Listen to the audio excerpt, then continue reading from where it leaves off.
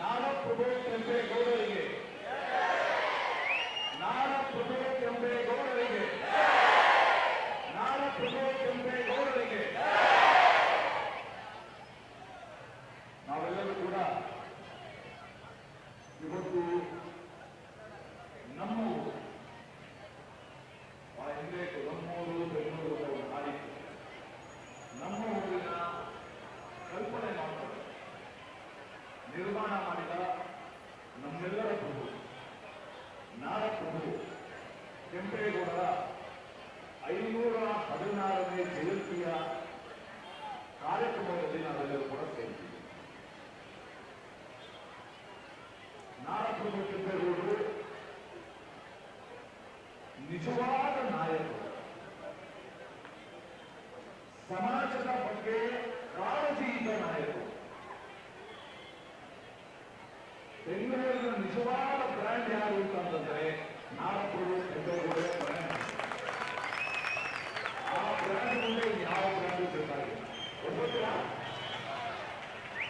ಅದೆಷ್ಟು ಯೋಚನೆ ಮಾಡುದು, ನೀರಿನ ಬಗ್ಗೆ ಯೋಚನೆ ಮಾಡುವುದು, ಕಸುಬುಗಳ ಆಧಾರದಲ್ಲಿ ಪೇಟೆಗಳನ್ನ ರಚಿಸುವುದು, ಒಳ್ಳೆ ಗಾಳಿ ಬೆಳೆಸುವ ರೀತಿಯಲ್ಲಿ ಮಾಡುವುದು. ಒಬ್ಬ ಆದರ್ಶ ನಾಯಕ, ಒಬ್ಬ ಆದರ್ಶ ರಾಜ ಆಗಿರಬೇಕು ಅಂತಂದ್ರೆ ಕೆಂಪೇಗೌಡ ರೀತಿ. ನನಗೆ ಬಹಳ ಸಂತೋಷ ಇವತ್ತು ನಮ್ಮ ವಿದ್ಯಾರ್ಥಿನಿಯರು ಇಲ್ಲಿ ಬಂದು ಕೆಂಪೇಗೌಡರ ಬಗ್ಗೆ ವಿಚಾರ ತಿಳಿಸಿರಲು ನಮ್ಮೆಲ್ಲರೂ ಕೂಡ ಅತ್ಯಂತ ಹರ್ಷ ಬಂದಿದೆ. ನಾವು ಕಳೆದ ವರ್ಷ ಇದನ್ನು ಪ್ರಯೋಗ ಮಾಡಿದ್ದೆವು. ಕಳೆದ ವರ್ಷ ಹೀಗೆ ಮೆರವಣಿಗೆಯಲ್ಲಿ ಹೋಗುವಾಗ ನಾನು ನನ್ನ ಗೆಳೆಯರಿಗೆ ಯಾರಾದ್ರೂ ವಿದ್ಯಾರ್ಥಿಗಳ ಹತ್ರ ಕೆಂಪೇಗೌಡರು ಮಾತಾಡಿಸ್ಬೇಕು. ಅದನ್ನು ಬಹಳ ಉತ್ಸಾಹವಾಗಿ ಎಲ್ಲರೂ ಕೂಡ ಮಾತಾಡಿಸ್ತಾರೆ. ಅದಾದ ನಂತರ ಕಳೆದ ಆಗಸ್ಟ್ 10ನೇ ತಾರೀಕು 24ನೇ ಇಸ್ವಿ ಆಗಸ್ಟ್ 10ನೇ ತಾರೀಕು ನಾವೊಂದು ಆಶುಭಾಷಣ ಸ್ಪರ್ಧೆ ಇದೆ. ಎಲ್ಲ ಶಾಲೆಗಳ ಮಕ್ಕಳುಗಳು ಪಿಕಲ್ ಸ್ಪೀಕ್ ಆ ಕಾರ್ಯಕ್ರಮದಲ್ಲಿ ಭಾಗವಹಿಸಲು ಸುಮಾರು 800 ಮಕ್ಕಳು ಬಂದಿದೆ. ಬಹಳ ಚೆನ್ನಾಗಿದೆ. ಈ ವರ್ಷ ಕೂಡ ನಾವು ಬರುವ ಆಗಸ್ಟ್ 9ನೇ ತಾರೀಕು ರಾಜಾಜಿನಗರದ ಎಲ್ಲ ಪ್ರೌಢಶಾಲೆಗಳ ವಿದ್ಯಾರ್ಥಿನಿಯರಿಗೆ ಆಶುಭಾಷಣ ಸ್ಪರ್ಧೆ ನಾವು ಮಾಡ್ತಾ ಇದ್ದೀವಿ. ಈ ವರ್ಷ ಕೂಡ ಮಕ್ಕಳ ಪ್ರತಿಭೆನ ನಾವು ಹುಡುಗರಿಗೆ ಅವರಿಗೆ ಪ್ರೋತ್ಸಾಹ ಕೊಡೋದಕ್ಕೆ ಕಾರ್ಯಕ್ರಮ ಮಾಡ್ತೀವಿ. ನಿಮ್ಮೆಲ್ಲ ಮುಖ್ಯೋಪಾಧ್ಯಾಯರಿಗೆ ಈ ದೊಡ್ಡ ಪತ್ರವನ್ನು ಕೂಡ ಕೊಡ್ತೀವಿ. ನಾಡಪ್ರಭು ಕೆಂಪೇಗೌಡರು ಏನು ನಿರ್ಮಾಣ ಮಾಡಿದ್ದು ಬೆಂಗಳೂರು, ಆಗಾಗ ಬೆಂದಕಾಲೂರು ಆಗಿದೆ. ಬೆಂದಕಾಲೂರು ತದನಂತರ ಬೆಂಗಳೂರು ಆಗಿ ಬ್ಯಾಂಗ್ಳೂರು ಆಗಿ ಈಗ ಮತ್ತೆ ಬೆಂಗಳೂರು ಆಗಿದೆ. ಆದರೆ ಕೆಂಪೇಗೌಡರು ನಿರ್ಮಾಣ ಮಾಡಿದ ಬೆಂಗಳೂರು ಆಯಿತು ಅಂತ ಅನಿಸುತ್ತದೆ. ಇಲ್ಲಿನ ಪರಿಸರ ಮಾಲಿನ್ಯ, ಇಲ್ಲಿನ ಟ್ರಾಫಿಕ್ ಎಲ್ಲ ನೆನೆಸ್ಕೊಂಡಾಗ ನಾಡಪ್ರಭು ಕೆಂಪೇಗೌಡರ ಕನಸನ್ನ ನಾವೆಲ್ಲರೂ ನನಸು ಮಾಡೋದ್ರಲ್ಲಿ ವಿಫಲರಾಗ್ತಾ ಇದ್ದೀವಿ ಅಂತ ಅನಿಸುತ್ತೆ. ನಮಗೆಲ್ಲ ಟಿ.ಎನ್. ಸೀತಾರಾಮ್ ಹೆಸರು ಗೊತ್ತಿರ್ಬೋದು. ಟಿ.ಎನ್. ಸೀತಾರಾಮ್ ನಮ್ಮ ರಾಜ್ಯದ ಉತ್ತಮ ಕಲಾವಿದರು, ಉತ್ತಮ ನಿರ್ದೇಶಕರು, ಟಿವಿ ಸೀರಿಯಲ್ ಎಲ್ಲ ಮಾಡ್ತಾರೆ. ಅವರು ಮೊನ್ನೆ ಮಾತಾಡಿದಾಗ ಮಾತಾಡಿದ್ರು, ಬೆಂಗಳೂರು ಹಿಂದೆ CITB ಅಂತ ಇತ್ತು, ನಗರ ವಿಶ್ವಸ್ತ ಮಂಡಳಿ, ಸಿಟಿ ಇಂಪ್ರೂವ್ಮೆಂಟ್ ಟ್ರಸ್ಟ್ ಬೋರ್ಡ್ ಅಂತ ಇತ್ತು. ತುಂಬಾ ಚೆನ್ನಾಗಿತ್ತು ಬೆಂಗಳೂರು. ಆಗ ನಾವೆಲ್ಲ ನೀರು ಕೊಡ್ತಿದ್ದೇವೆ ಚಿಕ್ಕಗೊಂಡನ ಹಳ್ಳಿ. ಕೆಲವರು ಆ ಕಡೆ ಹೆಸರುಗಳಿಂದ ನೀರು ಕೊಡ್ತಾ ಇದ್ರು. 1974ನೇ ಇಸ್ವಿನಲ್ಲಿ city improvement trust board Bangalore development authority ಆಯಿತು, BDA. ಆಗಿಂದ ಬೆಂಗಳೂರಿನ ಬೆಳವಣಿಗೆನೂ ಆಯಿತು, ಬೆಂಗಳೂರಿನ ಅಪಕ್ವತನೂ ಆಗಕ್ಕೆ ಪ್ರಾರಂಭ ಆಯಿತು. ಸೀತಾರಾಮ್ ಅವರು ಹೇಳಿದ್ದೇನೆಂದ್ರೆ ಬೆಂಗಳೂರಿಗೆ ಬೇಕಾಗಿರುವುದು ಬೆಂಗಳೂರು ಡೆವಲಪ್ಮೆಂಟ್ ಬೆಂಗಳೂರಿಗೆ ಬೇಕಾಗಿದ್ದು ಬೆಂಗಳೂರು ಮೇಂಟೆನೆನ್ಸ್ ಅಂತಾರೆ. ಬೆಂಗಳೂರನ್ನ ಮೇಂಟೈನ್ ಮಾಡಬೇಕು.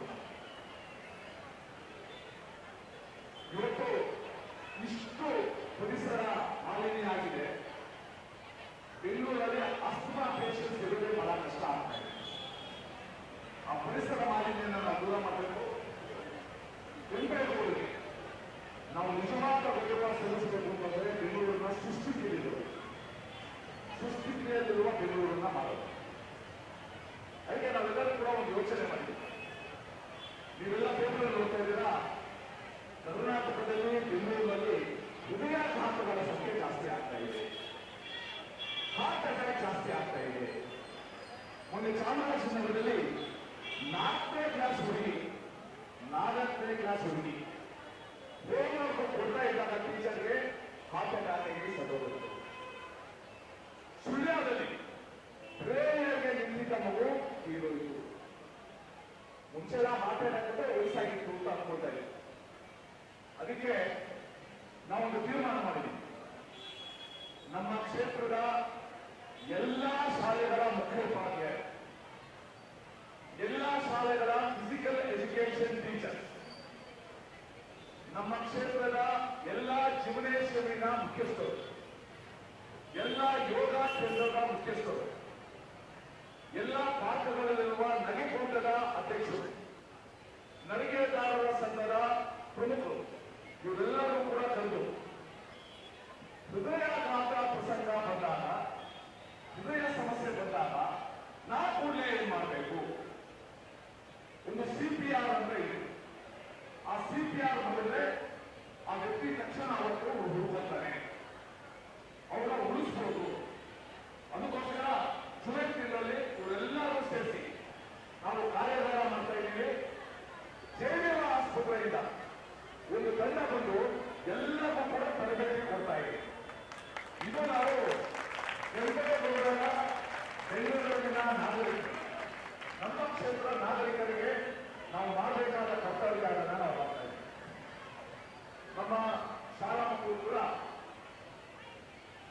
ಮ್ಯಾಥ್ಸಲ್ಲಿ, ಪಠ್ಯದಲ್ಲಿ ನಾಲ್ಕು ಕೆಂಪೇಗೌಡರ ಬಗ್ಗೆ ಓದುವುದು ಭಾಗ. ನೀವು ಕೂಡ ಆಸಕ್ತಿ ತಗೊಂಡು ಕೆಂಪೇಗೌಡರ ಬಗ್ಗೆ ತಿಳ್ಕೊಂಡು ಎಷ್ಟು ಧೈರ್ಯವಂತರಾಗಿದ್ರು, ಎಷ್ಟು ಛಲವಂತರಾಗಿದ್ರು, ಎಷ್ಟು ಯೋಜನೆ ಇಟ್ಕೊಳ್ತಾರೆ. ಇದರಲ್ಲಿ ಈ ಪೇಟೆಗಳನ್ನ ನಮ್ಮ ಮಕ್ಕಳು ಪೂರ್ಣ ಮಾಡ್ತಾರೆ. ಅವರು ಒಳ್ಳೆ ಪೇಟೆಗಳು ಮಾಡೋದು. ನಾವು ಹೆಸರು ನಾಲ್ಕು ಕೆಂಪೇಗೌಡ ಬಡಾವಣೆ ಅಂತ ಮಾಡಿದ್ದೀವಿ.